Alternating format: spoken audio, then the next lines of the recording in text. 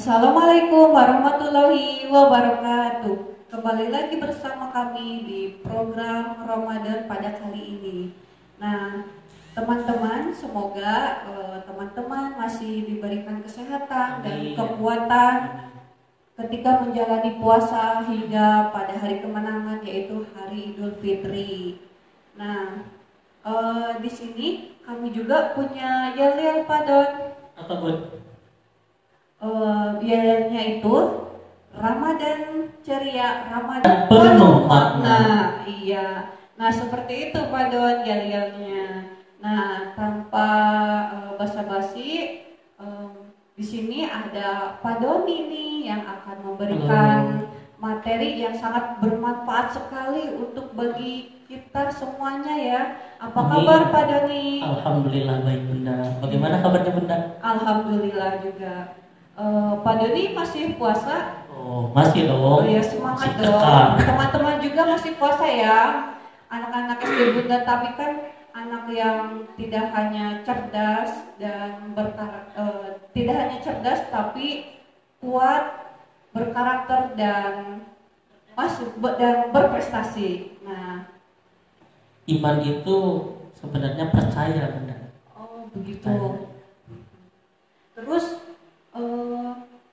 rukun iman itu ada apa saja ya Pak Doni?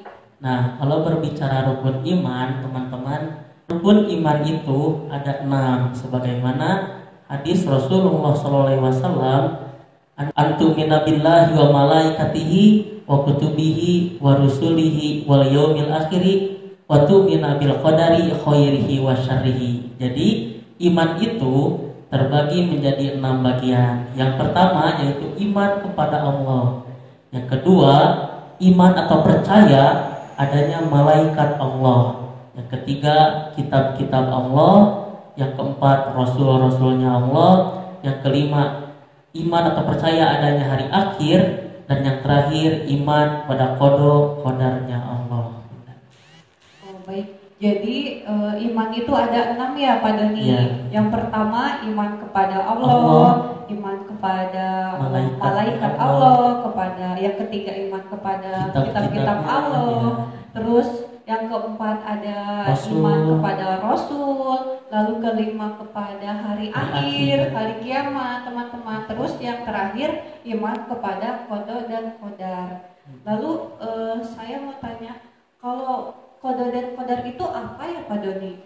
Qada qadar itu yaitu ketetapan dari Allah. Takdir baik dan buruknya kita harus terima bahwasanya itu adalah pemberian dari Allah Subhanahu wa taala yang wajib kita syukuri. Oh, jadi ketetapan dari Allah ya. Jadi ibarat seperti takdir ya Pak Doni ya. Takdir yang sudah diserahkan dari Allah ya. Lalu Bunda Fitri mau tanya lagi nih Pak Doni. Apa Bu? Ada enggak ya Pak Doni cerita tentang iman dari cerita Rasul atau Nabi gitu Pak Doni? Nah, kalau berbicara tentang keimanan, sudah pasti Rasulullah SAW sangatlah luar biasa keimanannya kepada Allah. Namun ada suatu hal yang menarik. Ini pada waktu itu ada salah satu sahabat Rasulullah SAW yang mana sahabat ini termasuk as-sabiqun al-awwalun atau orang-orang yang pertama masuk terhadap agama Islam. Beliau ini bernama Bilal bin Rabah. Bilal bin Rabah. Nah, jadi pada waktu itu Bilal bin Rabah ketika beliau yaitu masuk terhadap agama Islam, ternyata beliau ini masih menjadi budak dari salah seorang yang kaya raya pada waktu itu bernama Muawiyah. Nah, jadi pada waktu itu Muawiyah dia itu kedatangan yaitu tamu ke rumahnya, kedatangan tamu, dan ternyata ketika tamunya datang ke rumah Muawiyah, mereka itu membicarakan tentang ajaran yang disebarkan oleh Rasulullah. Jadi mereka ini tidak suka dengan ajaran yang diajarkan oleh Rasulullah, hingga akhirnya ketika mereka sedang berbicara, ternyata Bilal bin Rabah yang pada waktu itu masih menjadi budak, mendengarkan percakapan yang diobrolkan oleh Muawiyah dan tamunya tersebut. Nah, hingga akhirnya semakin dibicarakan ajaran-ajaran yang diamalkan oleh Rasulullah SAW, yang diberikan oleh Rasulullah SAW, itu ternyata malah membuat hati Bilal bin Rabah menjadi tergugah dan dia merasa terpanggil untuk mengikuti ajaran yang diberikan oleh Rasulullah. Nah, hingga akhirnya Bunda, ternyata meskipun pada waktu itu Bilal bin Rabah diam-diam untuk mengikuti ajaran Rasulullah SAW dan masuk terhadap agama Islam, ternyata keimanannya tersebut diketahui oleh majikannya atau dunungannya, kalau bahasa kita, oleh majikannya, yaitu terketahui.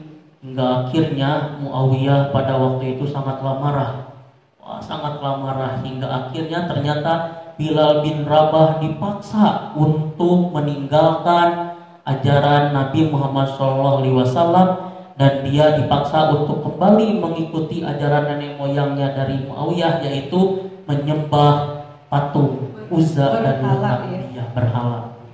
Nah, hingga akhirnya karena dipaksa tidak mau, Bilal bin Rabah ternyata pada waktu itu diseret dan lehernya itu diikat. Ada yang menyebutkan dengan tali, ada yang menyebutkan dengan rantai, pokoknya diikat, digusur dia itu, dibawa ke padang pasir yang sangat luar biasa panasnya. Nah, setelah dia digusur dengan diikat lehernya, ternyata pada waktu itu Bilal bin Rabah dihadapkan ke depan matahari, Bunda. Kalau matahari di sebelah timur, di sebelah kanan, sebelah timur. Setelah itu dia dipaksa untuk meninggalkan ajaran Nabi Muhammad dan ternyata dia tetap untuk ingin mengikuti ajaran Nabi Muhammad. Setelah itu Bilal bin Rabah setelah ditidurkan menghadap matahari di atas padang pasir yang begitu panas dengan tidak memakai baju dan lehernya diikat, ternyata pada waktu itu alih-alih untuk menyelamatkan Bilal bin Rabah, justru Muawiyah menambah siksaannya, yaitu dengan menyimpan batu besar di atas dadanya, sampai Bilal bin Rabah napasnya itu terisak-isak. Luar biasa. Tapi apa yang keluar dari mulut Bilal bin Rabah ketika disiksa? Ahad, yang berarti Allahu Ahad. Allah hanya satu, yaitu Allah Subhanahu wa Ta'ala. Hingga akhirnya Muawiyah semakin kesal, dia terus menyiksa Bilal bin Rabah sampai dia itu saking bosannya menyiksa Bilal bin Rabah, dan Bilal bin Rabahnya itu malah semakin kuat keimanannya kepada Allah dan Rasulullah, hingga akhirnya dia merasa bosan. Dan ketika sedang prosesi penyiksaan tersebut, ternyata ada salah satu sahabat mulia dari Rasulullah, yaitu Sayyidina Abu Bakar, yang melihat kejadian tersebut. Hingga akhirnya Sayyidina Abu Bakar menawarkan untuk menebus Bilal bin Rabah dari Muawiyah. Nah, ditebus, dan mungkin Muawiyah pada waktu itu berpikiran, buat apa budak seperti ini sudah tidak mau nurut kepada saya, keimanannya malah berpihak kepada Rasulullah. Ditambah juga pada waktu itu kondisinya sudah lemah, dan dia mungkin Muawiyah beranggapan sebentar lagi juga mungkin akan meninggal.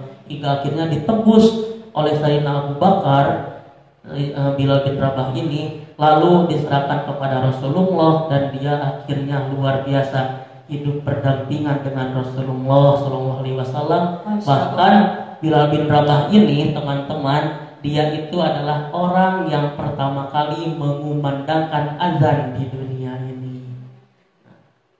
Oh iya, jadi Bilal bin Rabah itu awalnya itu budak ya? Iya, benar. Lalu majikannya yang bernama Muawiyah, dia masuk Islam, namun oleh majikannya tidak diizinkan ya pada nih. Lalu setelah itu oleh majikannya disiksa ya, karena tidak ingin lepas dari agama Allah, dia rela disiksa sampai diseret, sampai tidak memakai baju, terus di padang pasir yang panas ya, terus ditumpuk oleh batu di badannya walaupun matahari yang terik yang panas sekali, terus tidak memakai pakaian, lalu disiksa oleh majikannya, namun tetap keimanannya masih tetap memanggil Ahad itu, yaitu Allah Subhanahu wa Ta'ala. Luar biasa sekali ya. Jadi pesan dari Pak Doni, dari cerita yang tadi Pak Doni jelaskan, seperti apa ya Pak?